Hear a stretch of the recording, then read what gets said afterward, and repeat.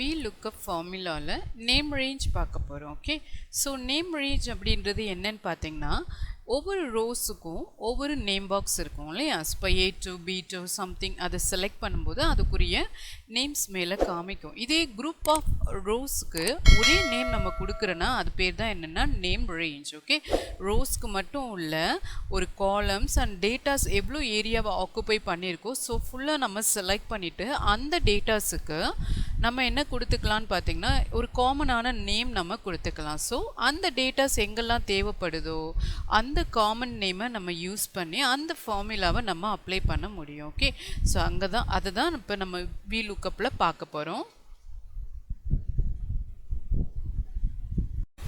Okay, so எக்ஸலில் employees names, employee code, department and salary. Okay, so இந்த datas நம்ம வச்சுருக்கோம். இதில் நம்ம என்ன பண்ண போகிறோம்னு பார்த்தீங்கன்னா நேம் ரேஞ்ச் யூஸ் பண்ணி Vlookup ஃபார்முலாவை நம்ம அக்சஸ் பண்ண போகிறோம். ஓகே, ஸோ ஃபர்ஸ்ட் இங்கே பாருங்கள், நான் சொன்ன மாதிரி கணபதி செலக்ட் பண்ணால் A2, திலகபதி A3. ஸோ இந்த மாதிரி ஒவ்வொரு ரோஸுக்கும் நேம் இருக்கும் இல்லையா. ஸோ அதை வந்து இந்த நேம் பாக்ஸில் நம்மளுக்கு காமிக்கும். ஸோ இப்போ நான் என்ன பண்ண போகிறேன்னு பார்த்தீங்கன்னா இந்த டோட்டல் டேட்டாஸுக்கும் ஒரு காமனான நேம் கொடுக்க போகிறேன். ஸோ எம்ப்ளாயி நேம்ஸுக்கு மட்டும், not for total table. Okay, நான் டேபிளுக்கு கொடுக்கல, எம்ப்ளாயி நேம்ஸ்க்கு மட்டும்தான் நம்ம கொடுக்க போகிறோம். ஓகே, செலக்ட் பண்ணிவிட்டு நம்ம என்ன பண்ண போகிறோம் அப்படின்னா நேம்ஸ் அப்படின்னு ஒரு காமனாக நேம் கொடுத்துக்கிறேன். ஓகே, நேம்ஸ் என்ட்ரு ப்ரெஸ் பண்ணிட்டீங்க அப்படின்னா இப்போ நான் வந்து இந்த இடத்துல ஏரோவை கிளிக் பண்ணுங்களேன், நேம்ஸ் அப்படின்னு நான் செலக்ட் பண்ணும்போது ஆட்டோமேட்டிக்காக உங்களுக்கு அதை செலக்ட் பண்ணி காமிக்குதுங்களா. ஓகே, ஸோ இதுதான் என்னன்னு பார்த்தீங்கன்னா ஒரு நேம் ரேஞ்ச் அப்படின்னு சொல்லுவோம். அது மட்டும் இல்லாமல் நம்ம என்ன பண்ணிக்கலாம், இந்த ஆல் டேட்டாஸுக்கும் நம்ம காமனான நேம் அப்ளை பண்ணிக்கலாம்.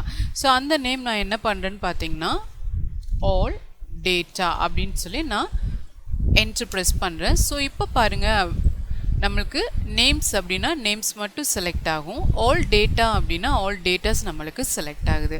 இதுதான் என்னன்னு பார்த்தீங்கன்னா நேம் ரேஞ்ச். ஓகே, இந்த நேம் ரேஞ்சை நம்ம ஃபார்முலாவில் நேம் மேனேஜர் மூலமாக நீங்கள் எடிட் பண்ணலாம், டெலிட் பண்ணலாம், நியூ நேம் கூட நீங்கள் ஆட் பண்ணிக்கலாம். ஓகே, ஸோ எடிட் பண்ணுறேன்னா நீங்கள் எடிட் பண்ணிக்கலாம். ஓகே, இப்போ நான் என்ன பண்ணுறேன், இதை க்ளோஸ் பண்ணுறேன்.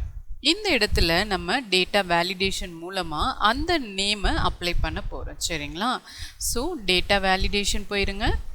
இதில் ஃபர்ஸ்ட் லிஸ்ட்டு கொடுத்துருங்க. நெக்ஸ்ட்டு பார்த்தீங்க அப்படின்னா F3 ப்ரெஸ் பண்ணிங்க அப்படின்னா லிஸ்ட் ப்ரெஸ் பண்ணிடுங்க. நெக்ஸ்ட்டு இந்த இடத்துல F3 ப்ரெஸ் பண்ணிங்க அப்படின்னா நம்மளுக்கு வருதுங்களா ஆல் டேட்டா அப்படின்னா த ஹோல் டேபிள். நேம்ஸ் அப்படின்றது என்னன்னு பார்த்தீங்கன்னா அந்த எம்ப்ளாயி நேம்ஸ் மட்டும். ஸோ இந்த இடத்துல என்ன மட்டும் வேணும் நம்மளுக்கு, நேம்ஸ் இல்லையா. ஸோ நேம்ஸை செலக்ட் பண்ணிவிட்டு ஓகே பண்ணிடுங்க. இப்போ பார்த்தீங்க அப்படின்னா அந்த நேம்ஸில் உள்ளது உங்களுக்கு ஆட் ஆகுது பார்த்தீங்களா. ஸோ இதுதான் என்னன்னு பார்த்தீங்கன்னா நேம் ரேஞ்ச். இப்போ நம்ம என்ன பண்ண போகிறோம், அதே நேம் ரேஞ்ச் யூஸ் பண்ணி Vlookup ஃபார்முலாவில் ஆட் பண்ண போகிறோம். Okay, so Vlookup tape press பண்ணுங்கள். எந்த வேல்யூவை லுக்கப் பண்ணணும், சுபாந்தினி காமா.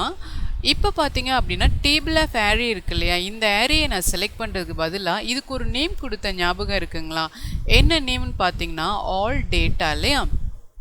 ஸோ இங்கே டைப் பண்ணால் உங்களுக்கு ஆட்டோமேட்டிக்காக காமிக்கும். ஸோ ஆல் டேட்டா இங்கே பாருங்கள், இந்த நேம் இன்டெக்ஸில் உங்களுக்கு காமிக்குது.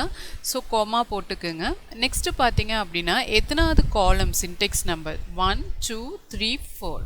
ஸோ 4th காலம் அண்ட் எக்ஸாக்ட் வேல்யூன்னு கொடுத்து நான் என்ட்ரு ப்ரெஸ் பண்ணுறேன். இப்போ பார்த்தீங்க அப்படின்னா சுபாந்தினிக்கு எவ்வளோ சேலரி 60,000. இப்போ இந்த இடத்துல நான் நேம் சேஞ்ச் பண்ணுறேன். த்ரிஷா 63,000, விக்னேஸ்வரன் 55,000.